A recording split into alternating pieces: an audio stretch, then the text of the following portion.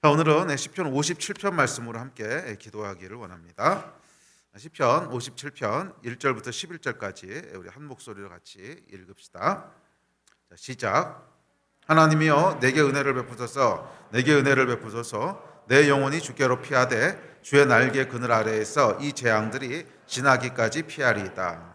내가 지존하신 하나님께 부르짖으며 곧 나를 위하여 모든 것을 이루시는 하나님께로다. 그가 하늘에서 보내사 나를 삼키려는 자의 비방에서 나를 구원하실지라. 하나님이 그의 인자와 진리를 보내시리로다. 내 영혼이 사자들 가운데서 살며 내가 불사르는 자들 중에 누웠으니 곧 사람의 아들들 중에라. 그들의 이는 창과와 살이요 그들의 혀는 날카로운 칼 같도다. 하나님이여 주는 하늘 위에 높이 들리시며 주의 영광이 온 세계 위에 높아지기를 원하나이다. 그들이 내 걸음을 막으려고 그물을 준비하였으니 내 영혼이 억울하도다.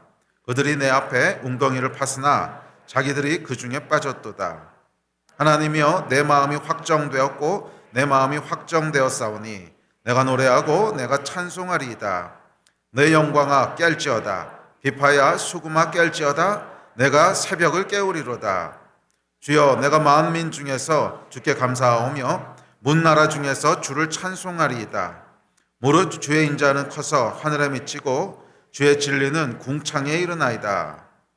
하나님이여 주는 하늘 위에 높이 들리시며 주의 영광이 온 세계 위에 높아지기를 원하나이다. 아멘. 다윗의 황금의 시라고 알려지는 6편의 시편 중에 한 편입니다.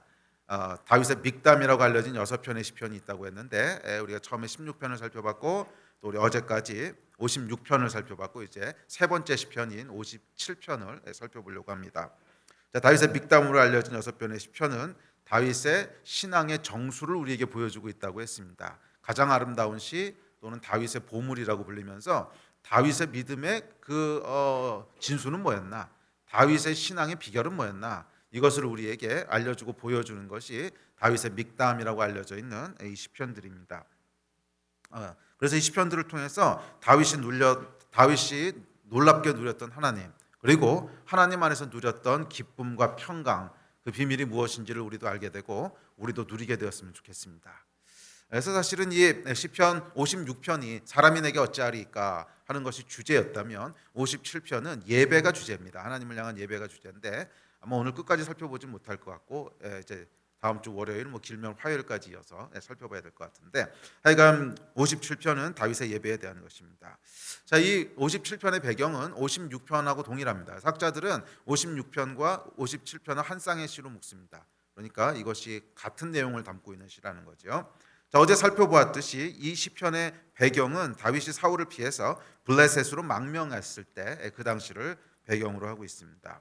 자, 블레셋 입장에서는 어때요? 어제까지 적군이었던 사람, 어제까지 내 형제를 죽이고 자녀를 죽이고 부모를 죽이고 그랬던 사람이 갑자기 나도 당신들 편입니다 이러고 망명이 온 거예요. 그러니까 이 사람들 입장에서는 좋았을 리가 없죠. 곱게 보였을 리가 없습니다. 더구나 여러분, 골리앗이 어디 출신인지 아십니까? 골리앗? 성경 한번 찾아보세요. 17장 4절입니다. 사무엘상 시작. 블레셋 사람들의 진영에서 싸움을 도두는 자가 왔는데 그의 이름은 골리앗이요 가드 사람이라. 그의 키는 6규빗 1뼘이요. 지금 블레셋 중에서 어디로 가 있는 거예요? 가드한테 가 있는 거잖아요. 가드 왕 아기스한테 가 있는 거잖아요. 그런데 이 골리앗이 어디 사람이라는 거예요? 가드 사람이라는 거예요. 그러니까 다윗이 이 블레셋 사람들, 가드 사람들 눈에 어떻게 보였겠어요? 우리 민족의 영웅을 죽인 원수인 거예요. 아니 하필이면 피해도 왜 거기로 피했나 모르겠어요. 골리앗의 고향으로 지금 피한 겁니다. 골리앗의 고향으로. 그러니까 이 사람들 입장에서는 얼마나 이게 밉겠어요. 예. 우리 민족의 영웅이고 우리 민족의 자랑이고 막 그랬던 게 골리앗인데 이 골리앗을 때려 죽이면서 일약 영웅이 된 사람이 다윗이란 말이에요. 그런 사람이 지금 망명을 해왔으니 이게 사실은 살아있는 게 기적이지 않습니까? 살아있는 게 기적이지요. 하여간 그런 상황입니다. 자, 더구나 이 골리앗을 죽이고 나서 어떡합니까? 그 여세를 몰아서 블레셋 사람들을 도륙합니다. 이어지는 사무엘상 구절들 보세요. 자, 시작. 이스라엘과 유다 사람들이 일어나서 소리 지르며 블레셋 사람들을 쫓아 에글론 성문까지 이르렀고 블레셋 사람들의 부상자들은 사하라임 가는 길에서부터와 가드와 에그론까지 엎드러졌더라. 이스라엘 자손이 블레셋 사람들을 쫓다가 돌아와서 그들의 진영을 노략하였고 다윗은 그 블레셋 사람의 머리를 예루살렘으로 가져가고 갑주는 자기 장막에 두니라. 아이고, 이게 얼마나 많은 사람을 죽였는지 여기 나오지요. 예, 이 블레셋 특별히 가드에서 왔던 골리앗을 죽이고 거기 모여있던 블레셋 사람들을 다 도륙을 한 거예요. 도륙을 하고 가드에까지 이르러서 수많은 사람들을 죽이고 전리품을 취해간 사람이 다윗입니다. 그러니까 다윗이라고 하면 이 가드 사람들은요 치가 떨리는 사람 아니겠습니까? 예, 저거는 내가 찢어 죽여도 내가 막 이러는 사람인데 지금 망명으로 온 겁니다. 자, 그러니까 여러분 이것을 우리가 살펴보고 있으면 다윗이 얼마나 절박했는지를 예, 예, 추론할 수 있습니다. 그렇죠? 이 다윗이 웬만하면 여기 안 갔지 않겠어요? 웬만하면 여기 안 가지 않았겠습니까? 이게 지금 가서 어떻게 비벼볼 만한 땅이 아닌 거예요. 그런데 여기까지 들어갔다고 하는 것은 이제는 정말로 정말로 정말로 갈 데가 없었던 거예요. 예, 사울이 얼마나 이 광야를 이잡듯이 이렇게 하는지 실제로 이스라엘에 가보신 분들은 알겠지만 다윗이 도망 다녔던 광야가요 정말 손바닥만한 곳입니다. 그렇게 뭐 넓은 대광야가 아니에요. 아, 그렇죠. 이스라엘 땅덩어리라고 해봐야 뭐 이제 우리나라보다도 훨씬 작죠. 훨씬 작은 넓이가 얼마나 되나 모르겠는데 하여간 그 광야는요 그냥 이 조그만 한국의 도시도 클 거야. 서촌동보다는 좀 클 것 같긴 한데 그러니까 뭐 그렇게 큰 광야가 아니에요. 그런데 거기를 십몇 년을 도망 다니니까 이 사울이 진짜 맘 잡고 쫓아오면 어디 갈 데가 없습니다. 진짜 맘 잡고 쫓아오면 갈 데가 없는 거예요.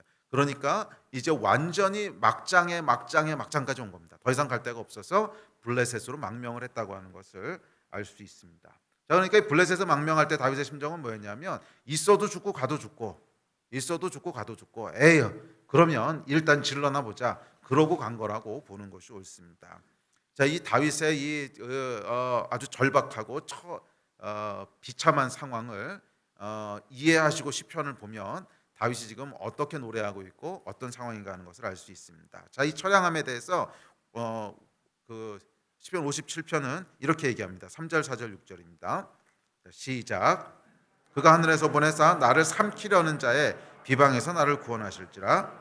내 영혼이 사자들 가운데서 살며 내가 불사르는 자들 중에 누웠으니 그 사람의 아들들 중에라. 그들의 이는 창과 화살이요 그들의 혀는 날카로운 칼 같도다. 그들이 내 걸음을 막으려고 그물을 준비하였으니 내 영혼이 억울하도다. 그들이 내 앞에 웅덩이를 팠으나 자기들이 그 중에 빠졌도다. 이게 불 한가운데 누워 있는 것 같고 사자굴 한가운데 있는 것 같대요. 사람들 말 한마디 한마디가 나를 죽이려고 하는 칼 같고 창 같고 이렇다는 거예요. 한마디도 고운 얘기가 없다는 거예요. 다 죽이려고 그러는 얘기, 어떻게든지 다윗을 삼키려 하는. 자, 그래서 다윗에게는 뭐 쉼과 안식이라고 하는 건 사치였습니다. 하루하루가 투쟁이었고 시간이 사투였어요.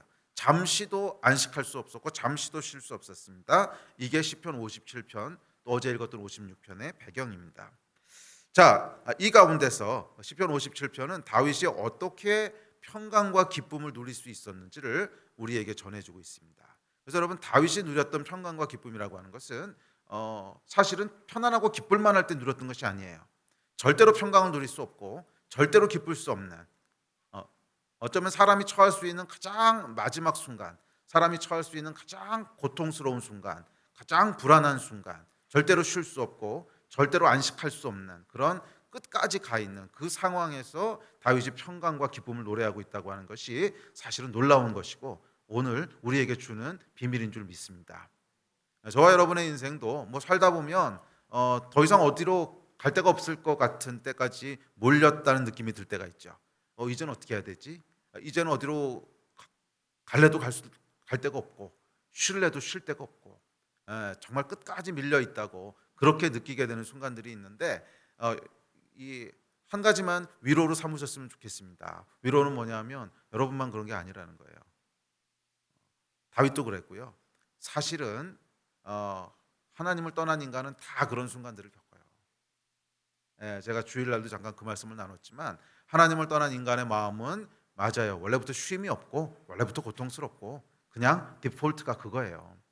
그래서 그래서 저는 여러분 마음 가운데 특별히 고통이 있고 환경 때문에 고통스럽고, 또 어떤 사람은 마음이 우울하고 슬프고, 또 어떤 사람은 그래서 약을 먹고 계신 분도 계시고, 우울증이 요즘 감기처럼 많다 그러던데, 그래서 나는 왜 이럴까? 너무 그렇게 자책하지 마십시오. 여러분만 그런 게 아니고 다 그래요, 다. 어, 예? 그냥 겉으로만 멀쩡해 보이는 거지 사실은 다 그렇습니다. 그 인생의 깊은 데 들어가 보면, 야, 저 사람은 너무 행복하겠다, 나 같은 고민이 없어서. 그래도 들어가 보면 모양만 다르지 또 다른 종류의 고민을 가지고 있고요, 또 다른 종류의 우울할 만한 상황들을 가지고 있어요.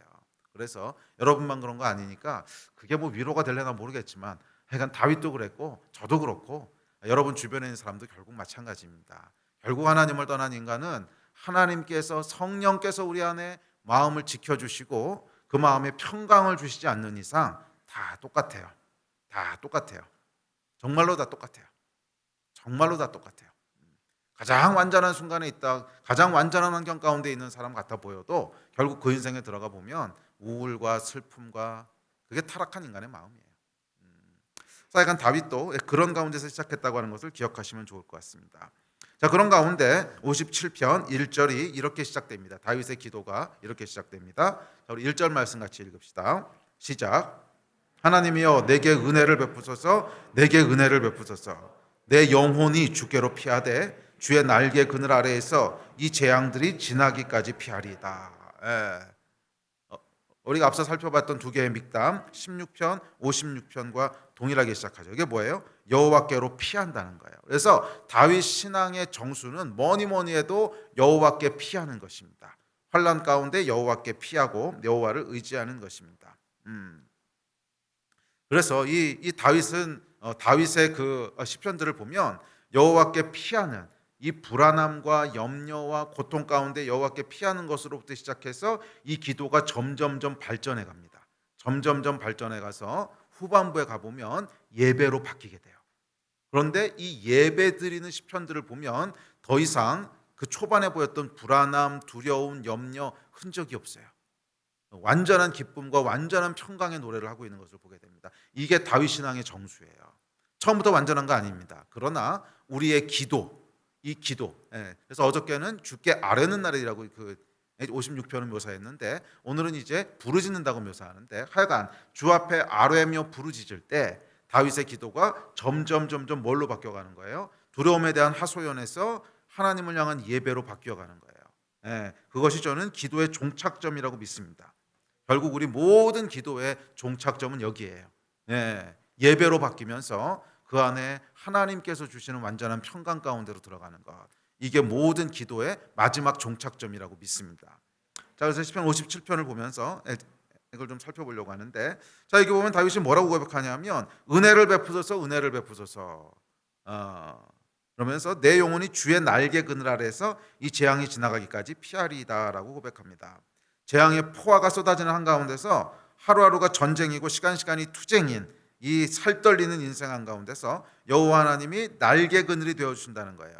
이 날개 그늘이라고 하는 건 뭐냐면 안식을 상징합니다. 이 날개 그늘이라고 하는 것이 어떤 건지 여러분 좀 생각해 보시려면, 폭풍이 막 몰아치고 있는데 아기 새를 이렇게 날개로 품고 있는 어미 새를 한번 생각해 보세요. 그게 날개 그늘이에요. 날개 품. 여호와의 날개 그늘. 여호와의 날개 품이라고 하는 건 뭐냐면, 밖에는 지금 엄청난 폭풍이 몰아치고 있는데 이 날개 그늘 아래에 있는 아기 새는 밖의 폭풍과는 전혀 관계없는 따뜻하고 포근하고 아늑하고 이걸 느끼는 거예요. 여러분은 어떠시나 모르겠는데 저는 제일 좋아하는 느낌 중에 하나가 뭐냐면, 막 억수로 비가 막 미친 듯이 쏟아지는데 집안에서 창문 밖 보고 있는 게 그렇게 좋아요. 안 그러신가? 나만 그런가? 그래서 저는 요즘에도 잠이 잘 안 올 때는요, 여기 보면 그 유튜브에 그거 있어요. 빗소리 들리는 거. 이거 보면 비가 막 억수로 쏟아지는데 이렇게 이 안에서 나무 장작이 빠르르 이게 타고 있으면 빗소리. 이거 듣고 있으면 너무 평강이 막 임해요.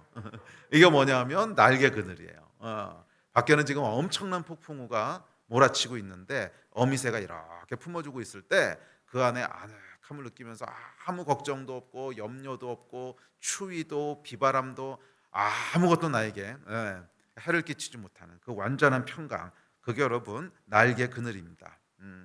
이 포근함, 그게 다윗이 피할 유일한 소망이었습니다. 다윗에게 피할 곳은 여호와 하나님밖에 없었어요. 예. 그리고 하나님은 폭풍 속에 떨고 있는 다윗을 날개 품에 아늑하고 따뜻함으로 품어주셨습니다. 이게 이제 다윗의 기도가 시작되는 시점이에요. 그런데 여기 보면 여호와여 은혜를 베푸소서, 여호와여 은혜를 베푸소서. 사실 여러분, 이 다윗의 영성이 어디서부터 나오고 다윗의 평강이 어디서부터 나오는가? 사실 여호와 하나님께 부르짖고 여호와 하나님께 피하는 것으로부터 나오는데, 여호와 하나님께 피한다고 하는 게 뭐냐면 내 안에 있는 모든 의지할 만한 것들이 다 무너진 상태를 의미하는 거예요. 다 무너진 걸 의미하는 거예요. 그래서 아이고 하나님 은혜밖에 없습니다. 정말 은혜밖에 없습니다. 이 사람이 여러분 조금이라도 이 사람이 정말 어떤 존재냐면, 그전에 제가 몇 번 얘기를 했지만 지푸라기라도 있으면 그거 먼저 잡지 하나님 의지 안 해요. 이게 정말 사람이에요. 지푸라기라도 있으면 그거 먼저 잡아요. 그렇지 않습니까? 그게 사람이에요. 그래서 여호와께 피하고 여호와의 날개 그늘 아래서 이 포근함을 맛보는 사람은 어떤 사람이냐면 무너진 사람이에요. 나의 강한 영이라고 우리 지난번에 스가랴서 살펴볼 때 나눴죠. 우리 안에 있는 강한 영이 무너지고 연약하고 애통해하는 영이 역사하는 사람이에요. 연약하고 애통해하는 영이라고 한 건 뭐냐면 하나님 아니시면 갈 데가 없다는 거예요. 다윗이 지금 정확히 그런 상황이거든요. 그전에는 어떻게 해볼 만한 것들이 있었을지 몰라요. 전략적으로 사울이 동쪽으로 치고 들어오면 서쪽으로 돌아서 북쪽으로 도망가자. 뭐 전략도 세우고 또 사울의 군대를 조금 나눠서 싸울만 하면 좀 싸워보자. 그러니까 우리도 600명이나 있으니까 해보자. 뭐 이런 내 힘을 의지하기도 하고 전략을 짜보기도 하고 다 했는데, 이제는 정말로 할 게 없어요. 정말로 할 게 없어요. 오직 했으면 여러분 골리앗의 고향으로 망명을 하겠습니까? 거기가 어떤 땅인데 들어가면 10중 8구 죽일 텐데, 그런데도 글로 들어갈 정도로 정말 할 수 있는 일이 아무것도 없었어요. 사실은 이때 우리가 은혜를 간구하게 됩니다. 주 여호와여 도와주소서, 주 여호와여 도와주소서. 이 간구가 하나님의 날개 그늘 아래로 우리를 인도해요. 그리고 하나님의 구원의 역사를 경험하게 합니다. 우리 2절로 넘어가기 전에 잠깐 일어나서 우리 기도할까요?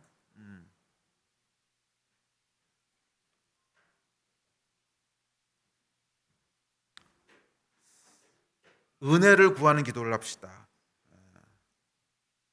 여호와 하나님이여 내게 은혜를 베푸소서, 내게 은혜를 베푸소서. 다윗이 2번 은혜를 간구합니다. 왜요? 은혜 말고는 기댈 데가 없어요. 은혜 말고는 기댈 데가 없어요. 이제 내가 의지하던 힘도, 내가 의지하던 군사도, 전략도, 지혜도 아무것도 워킹하지 않아요. 무슨 짓을 해도 방법이 없어요. 왼쪽을 돌아봐도 방법이 없고, 오른쪽을 돌아봐도 방법이 없고, 어디를 돌아봐도 길이 없고 방법이 없어요. 이때 우리가 하나님의 은혜를 구하게 됩니다. 여호와 하나님이여 은혜를 베풀어 주십시오. 여호와 하나님이여 은혜를 베풀어 주십시오. 우리 개인의 삶도 그렇고, 이 나라와 민족을 위해서 기도할 때도 그렇고, 한국 교회를 위해서 기도할 때도 그렇고, 이 본질을 우리가 놓치지 않았으면 좋겠어요. 하나님의 은혜 아니면 소망이 없다는, 충분히 우리가 이미 그것들을 경험하고 있지 않습니까? 한국 교회의 부흥을 위해서 우리가 얼마나 오래 기도했습니까? 사실 다음 세대가 사라진다고 얼마나 오랫동안 고민해 왔습니까? 그래서 컨퍼런스도 많이 했고요. 다음 세대 컨퍼런스, 청년 컨퍼런스, 부흥 많이 했습니다. 많이 했고, 전략도 정말 많이 짰고, 이렇게 하면 될 거다, 저렇게 하면 될 거다 다 해봤지만 전혀 안 됐어요. 전혀 안 됐고, 그래서 지금은 사람들이 대안을 내놓는 사람도 없어요. 정말로. 요즘은 이런 거 컨퍼런스 하자 그러면 사람들이 모이지도 않습니다. 어차피 해봐도 안 됐던 거잖아요. 이제는 대안이라고 얘기하는 사람이 비웃음을 삽니다. 아이고 그것도 또 대안이라고 얘기하냐, 어차피 다 안 됐던 건데. 지금은 아무도 대안이란 소리도 못해요. 지금은 정말 길이 없어 보여요. 그래서 저는 오히려 지금이 소망이 있다고 믿습니다. 우리 안에 있는 강한 영들이 무너지기 때문에 그래요. 나라와 민족도 마찬가지 아닙니까? 우리가 나라와 민족을 위해서 계속 기도했지만 사실은 뭐 특별한 변화의 조짐이 보이지 않습니다. 그렇죠? 특별한 변화의 조짐이 보이지 않고 과연 우리가 기도하는 대로 이 나라가 다시 새로워질 수 있을까? 그것도 사실은 이성적으로만 판단을 하면 가능성이 별로 없어 보이고, 이성적으로만 판단하면 사실 가능성이 별로 없어 보이고, 그런데 저는 이때야말로 영적으로는 소망이 있는 때라고 믿습니다. 왜? 하나님의 은혜를 간구하게 되기 때문에 그래요. 은혜가 절대적으로 필요하기 때문에 그래요. 하나님, 저희에게 필요한 것은 은혜입니다. 우리 개인의 인생도, 우리 공동체도, 이 땅의 교회들도, 이 나라와 민족의 미래도 정말로 은혜가 필요합니다. 그렇지 않습니까? 아멘. 우리 같이 좀 기도할 때 주여 3번 부르짖고 은혜를 구하면서 좀 기도합시다. 하나님, 이제 우리의 힘은 다 소진됐습니다. 우리의 힘으로 할 수 있는 것은 아무것도 없습니다. 우리의 힘으로 해봤지만 가능한 것은 아무것도 없었고 다 실패했을 뿐입니다. 이제 우리가 두 손 들고 주님 앞에 나아가오니 하나님이여 내게 은혜를 베푸소서. 하나님이여 내게 은혜를 베푸소서. 내 영혼이 주께 피합니다. 내 영혼이 주께 피합니다. 주의 날개 그늘 아래에서 이 재앙이 지나가게 하여 주십시오. 이 날개 그늘 아래에서 이 재앙이 지나가게 하여 주십시오. 시편 57편 1편 말씀을 붙잡고 우리 주여 3번 부르짖고 합심해서 기도하시겠습니다. 주여. 우리 2절 말씀 같이 봅시다. 시작. 내가 지존하신 하나님께 부르짖으며.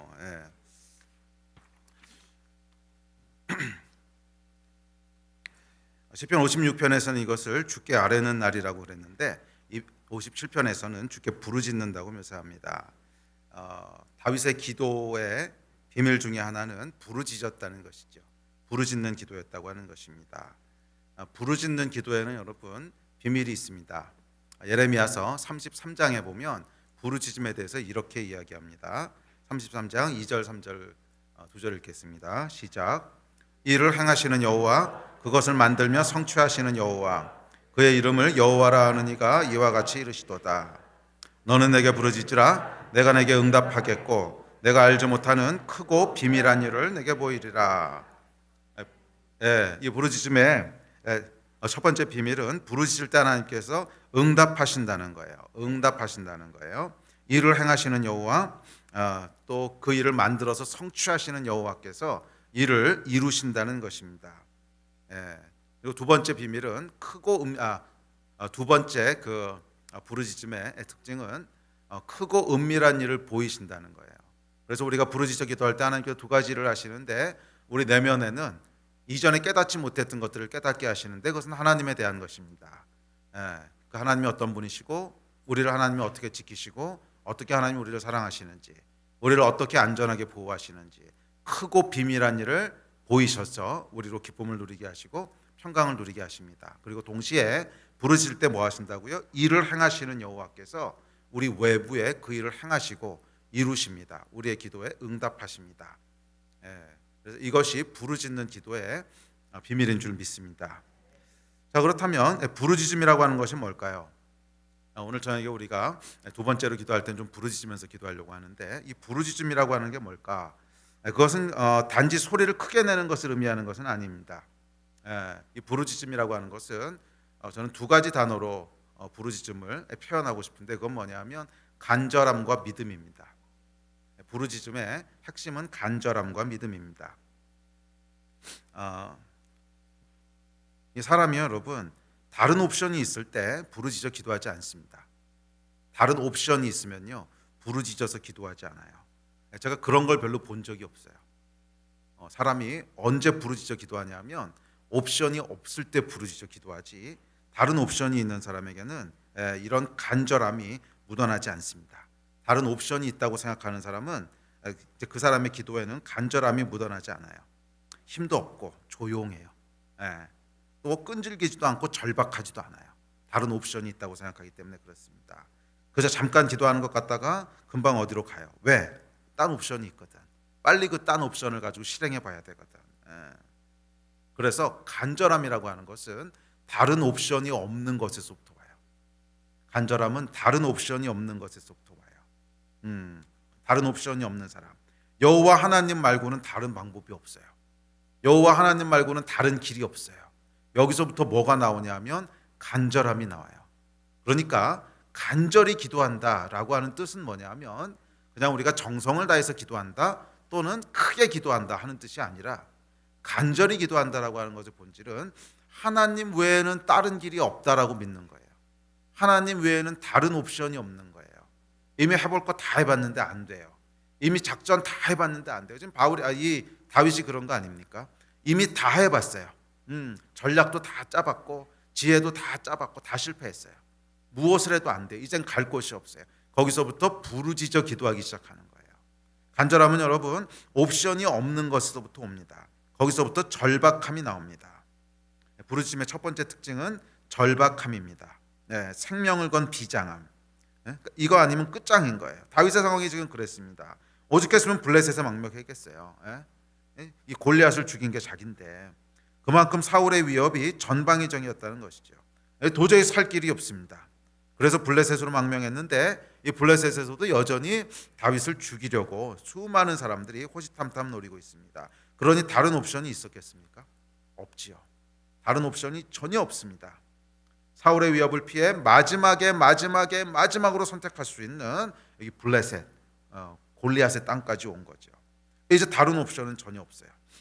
전혀 없습니다. 죽어도 여기서 죽어야 되고 살아도 여기서 살아야 되는 거예요. 아이고 이 땅은 아닌가 보다 어디 다른 데로 옮겨보자. 이 초이스가 없었다는 거예요. 이제는 죽어도 여기서 죽는 거고 살아도 여기서 사는 거예요. 다른 꾀를 낼 것도 전략을 낼 것도 어디로 도망가서 피해볼 것도 없습니다. 정말 마지막이에요. 그랬을 때 거기서부터 뭐가 나와요? 간절함이 나오기 시작하는 거예요. 우리의 기도도 여러분 마찬가지입니다. 정말로 여러분 간절한 기도를 드리는 사람을 보면 항상 똑같은 특징이 있어요. 다른 옵션이 없어요. 그때는 정말 간절하게 기도해요. 그런데 다른 옵션이 있는 사람이 저는 그렇게 간절하게 기도하는 것을 사실은 본 적이 없어요. 물리적으로 다른 옵션이 있느냐 없느냐는 게 문제가 아니라 그 심령이 말이에요. 그 심령이 여호와 하나님만을 붙잡고 있을 때 간절함이 나오지 그렇지 않고 마음이 나뉘어 있어요. 여호와 하나님께 기도해야지 내가 크리스찬인데 그래도 하나님이 도와주시지 않으시면 일이 꼬이니까 해야지. 그런데 마음 한구석에는 그래도 이렇게 하면 될 거야 라고 하는 뭔가가 있는 사람은요 절대로 간절히 기도하지 않아요. 그거는 옆에서 보면 알아요. 소리도 그렇게 막 부르짖어 기도하지 않고요. 좀 기도하는가 싶다 보면 어디로 없어졌고 간절함이 없어요.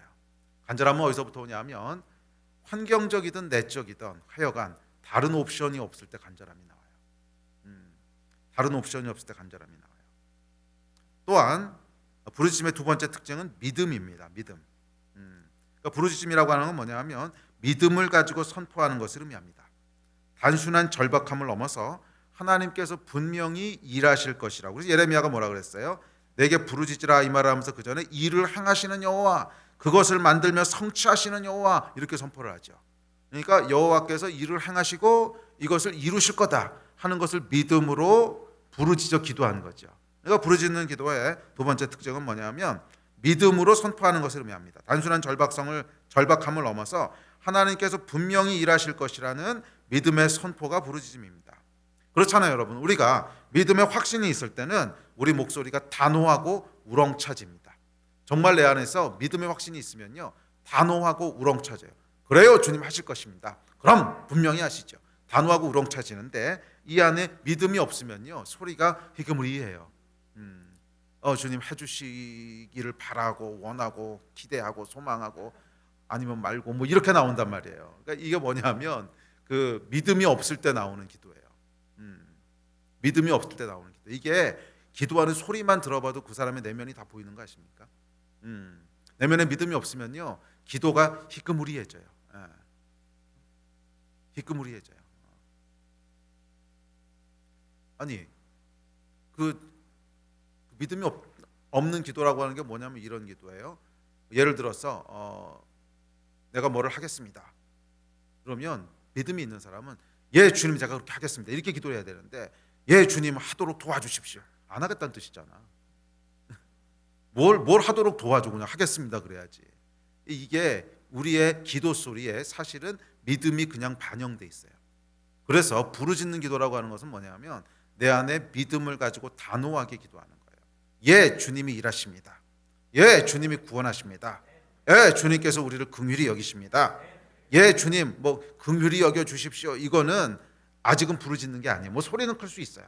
그런데 부르짖는다고 하는 것은 이제 거기에 대한 믿음의 확신을 가지고 선포하는 거예요. 주님께서 일하십니다. 주님께서 분명히 행하십니다. 예, 그래서 이 믿음의 단호함을 내포하는 것이 부르짖는 기도입니다. 다른 여지를 두지 않는 거예요. 세상을 향해서, 원수를 향해서 봐라, 예, 주님께서 분명히 이루신다. 단호하게 선포하는 것이 부르짖음입니다. 네. 그리고 시편 57편이 전하는 다윗 영성의 두 번째 진수는 여호와께 부르짖는 것입니다. 이 절박함 속에 기도의 다윗은 생명을 걸었고요. 반드시 여호와께서 일하실 것을 믿었습니다. 그랬을 때 하나님께서 57편 2장 후반부 보여주실래요? 시작. 곧 나를 위하여 모든 것을 이루시는 하나님께로다. 그랬을 때 이 부르짖는 기도의 응답으로 다윗이 하나님께서 나를 위해서 모든 것을 이루시는구나. 이 내적인 응답을 받게 되는 거예요. 내적인 응답을 받게 되는 거예요. 이 이야기는 월요일 날 이어서 살펴봅시다. 두 절도 못했네 오늘. 자, 우리 같이 좀 일어나서 우리 두 번째로 기도할 때는 부르짖어 기도합시다. 부르짖어 기도합시다. 자, 부르짖어 기도한다고 하는 것은 아까 1절이랑 연결되는 것입니다. 하나님이여 은혜를 주십시오. 하나님이여 은혜를 베풀어 주십시오. 왜? 다른 옵션이 없거든요. 다른 옵션이 없어서 주 앞에 나가 은혜를 부르짖는 이 연약한 영, 강한 영이 다 무너진 연약하고 애통하는 영, 이게 여러분 부르짖는 기도의 가장 본질입니다. 여러분 어떻게 생각하십니까? 다른 옵션이 있으십니까? 여러분이 지금 염려하고 또 여러분이 우울해하고 고통스러워하는 여러분 인생의 문제들 다른 옵션이 있으십니까? 그렇다면 아직 멀었어요. 다른 옵션이 없다고 하는 것을 깨달아야 됩니다. 다른 옵션이 없다고 하는 것을 봐야 됩니다. 그래서 간절히 기도하게 되는 것입니다. 또한 아까도 말씀드렸지만 이 땅의 교회들을 위해서 기도할 때 다른 옵션이 있습니까? 저는 정말 없어요. 저는 정말 없어요. 지난 10년도 넘게 제가 부흥을 위해서 다음 세대를 위해서 여러 집회도 해봤고 컨퍼런스도 해봤고 뭐 큰 집회도 해봤고 뭐 연합 집회도 해봤고 전략 회의도 해봤고 불과 2주 전에도 또 전략 회의했어요. KWMA에서 또 다음 세대 살려야 되지 않겠습니까? 그래서 전략 회의도 해봤고 다 해봤는데 없어요. 정말 길도 없고 방법도 없어요. 이 땅의 교회를 살리는 것은 우리 하나님밖에 없어요. 우리 하나님의 강권적인 은혜 역사밖에 없어요. 부르짖어 기도하는 수밖에 없습니다. 또 이 나라의 민족 다른 옵션이 있습니까? 없어요. 이게 목사가 돼 보니까요 만나는 사람 숫자가 많아지잖아요. 그러니까 여러분들이 만나는 사람보다 제가 만나는 사람 숫자가 압도적으로 많을 수밖에 없습니다. 목회를 하니까. 그렇죠. 담임 목사는 적어도 저희 교회니 뭐 한 600명 700명 되면 그 사람 하고요. 어쨌거나 릴레이션십이 있고 또 다른 교회 목사님들도 만나고 많이 만나다 보니까 여러분들보다 많은 정보를 갖게 됩니다. 그건 어쩔 수 없어요. 그냥 제 위치상 그래요. 더 많은 정보를 가지고 있어서 여러분들에게 다 설명할 수 없는 정보들도 많이 있어요. 이런 정보는 얘기하면 되게 곤란한 정보들이기 때문에 그 정보를 저한테 준 분한테도 곤란해지고 또 그 얘기를 하는 순간 제가 이제 목사기 때문에 사실은 또 하면 안 되는 얘기들도 있고 그래서 정보를 다 드릴 수가 없는데 제가 저희 나라와 민족을 놓고 기도하면서 느끼는 건 뭐냐면 굉장히 절망적이라는 느낌이에요. 굉장히 절망적이라는 느낌이고 이게 과연 변화라는 게 가능할까 이 나라에? 이 나라에 변화라는 게 가능할까? 제가 가지고 있는 정보만 쫙 모아보면 사실은 불가능하다는 결론이 나와요. 그래서 지금은 기도하는 것밖에 없어요. 오히려 그래서 소망이라고 믿습니다. 부르짖어 기도하는 거예요. 하나님밖에는 소망이 없습니다. 하나님밖에는 소망이 없습니다. 하나님밖에는 소망이 없습니다. 다른 옵션 없습니다. 이 나라와 민족도 이 땅의 교회도, 내 개인의 문제도, 우리 가정도, 나의 질병도, 나의 건강도 하나님밖에는 소망이 없습니다. 다윗이 누렸던 이 놀라운 비밀은 뭐냐 하면 다윗의 상황이 가져다주는 절박함이었지 않습니까? 다른 옵션을 생각할 수 없는, 도망 다닐 때까지 도망 다니고 피할 때까지 피하다가 이제는 피할 데가 없어서 사지로 뛰어드는, 분명히 죽을 게 거의 확실해 보이는 골리앗의 땅으로 망명을 하는 이런 무모한 선택을 할 수밖에 없었던 절박함, 다른 옵션이 없는 거, 그게 결국 다윗을 부르짖게 했고 다윗의 예배로 다윗을 인도하게 되듯이 우리도 이 부르짖는 기도로 주님 앞에 나아가야 된다고 믿습니다. 지금 이 나라를 구할 수 있는 길은 부르짖는 것밖에 없어요. 이 민족을 구원할 수 있는 건 부르짖는 것밖에 없어요. 여러분을 구원하는 것도 부르짖는 것밖에 없어요. 이 땅의 교회들을 구원하는 것도 부르짖는 것밖에 없어요. 아멘이십니까? 그래서 우리 좀 부르짖어 기도할 텐데 지금 11시인데요 우리 한 15분만 전심으로 부르짖어서 기도합시다. 15분만 전심으로 부르짖어서 기도하고 뭐 더 길게 부르짖기 원하시는 분들은 자유롭게 하세요. 근데 약간 우리 15분 동안은 이 자리를 떠나지 말고 적어도 11시 15분까지는 부르짖어서 전심으로 기도합시다. 간절히 기도합시다. 첫째, 나 개인의 문제를 놓고 간절히 기도하시고, 둘째, 이 땅의 교회들의 부흥을 위해서 간절히 기도하시고, 셋째, 이 나라와 민족을 위해서 부르짖어 기도합시다. 이를 위해서 우리 같이 주여 3번 부르짖고 합심해서 기도하시겠습니다.